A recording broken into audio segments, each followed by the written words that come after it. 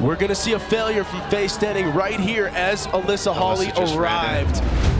This is it. Like, this is the chance for me to go and get that third place finish. We want to change 100 million lives. Let's go talk to some people and let's see, are we creating at Spartan the impact we want to create? Let's go.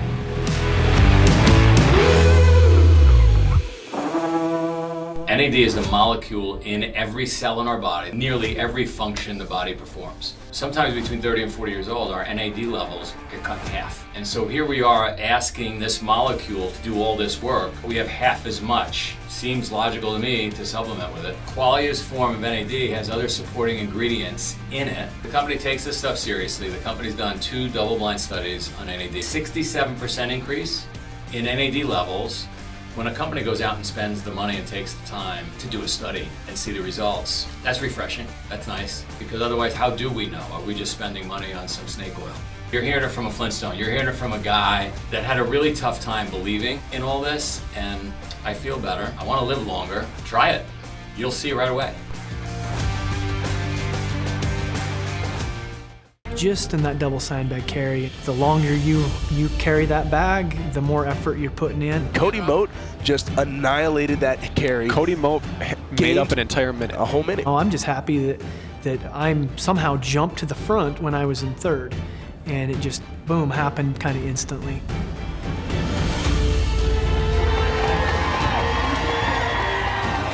This is potentially your championship moment right here. Got a hoist and a rig. Now the hoist has been a huge problem for Cody Moat in the past. In my mind, I'm thinking, we've been through this before. I just kind of tried to stay calm. Cost him a world championship on a previous year. I believe that was 2013 or 14. He failed the hoist and lost the lead there. If he gets this could be his title. Yes, I did win in 2012, but I've been here for how many years that I've had people telling me, you're gonna win, and it just hasn't happened for years and years. Cody had some struggles, some confidence struggles earlier this year, thinking, he said, I'm closing in on 40, I'm getting run away from in some races, I don't know if I just have what I used to have. Apparently, I felt good, And right here, Cody Moat is gonna be your world champion for 2017, 2 hours, 32 minutes, 34 seconds.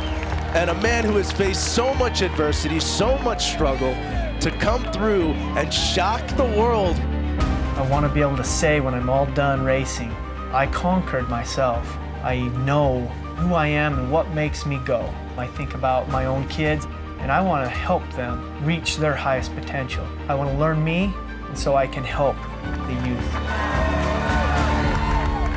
And there's Robert Killian taking in his 3rd podium in 3 attempts. Once you hit the bell, it's like you did it. You're on the podium 3rd year in a row. You had a great race. I mean, there's so many great athletes out there. You can't knock yourself for losing to 2 previous world champions. And I think we set the tone today, 1, 2, 3. We've all, been world champions before. 3rd place against this field is practically like winning any other year. If there's anyone I would want to lose to, I think it would be one of those guys who's, already been established as the best of the best. Here she is, Lindsay Webster, the 2017 Spartan Race World Champion, walking across the line. Your winner in 3:06:10. She is spent and she is thrilled. She holds the World's Championship and the U.S. Championship Series Championship simultaneously.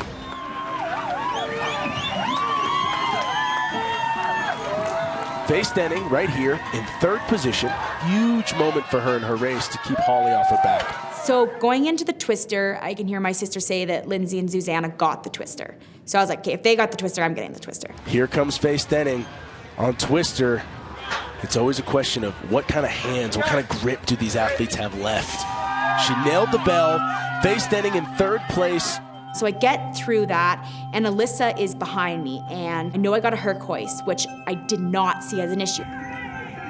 It's just the home stretch. Like, nothing can go wrong here. I'm not gonna fail a hoist. She's running out of gas a little bit. Can she get it to the top? Inches away. One more pull. I'm just running, and I don't know where anybody is or where I am, for that matter. And then I hear that Faye that she's like in striking distance, is right there. I'm like, okay, finally. This is a really tight one. We're gonna see a failure from Faye Stenning right here as Alyssa Hawley arrived. This is it. Like, this is the chance for me to go and get that third place finish. I was so dead that I was like, I just hope I collapse after the finish line and not like 10 meters behind the finish line and have to crawl and then Alyssa gets me. Alyssa Hawley with the opportunity to steal this race from Faye Stenning for third place. I was dying, but man, like, there was just nothing that was gonna stop me at that point. Alyssa Hawley with potentially the best finish of her life. She is phenomenal. I knew and I felt it inside of me that I had the rest of the race. There it is. There she is, Alyssa Hawley, top 3 at the Spartan Race World Championship.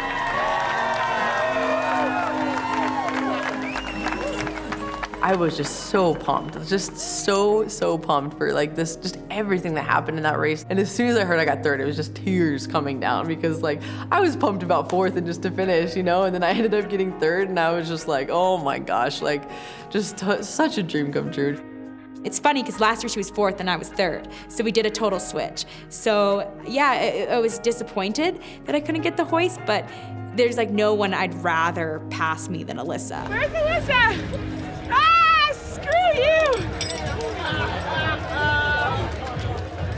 I knew it! I knew the whole time you're like, hoist. Oh my gosh, like this is what I worked so hard for, and this is how I finished, and it was awesome.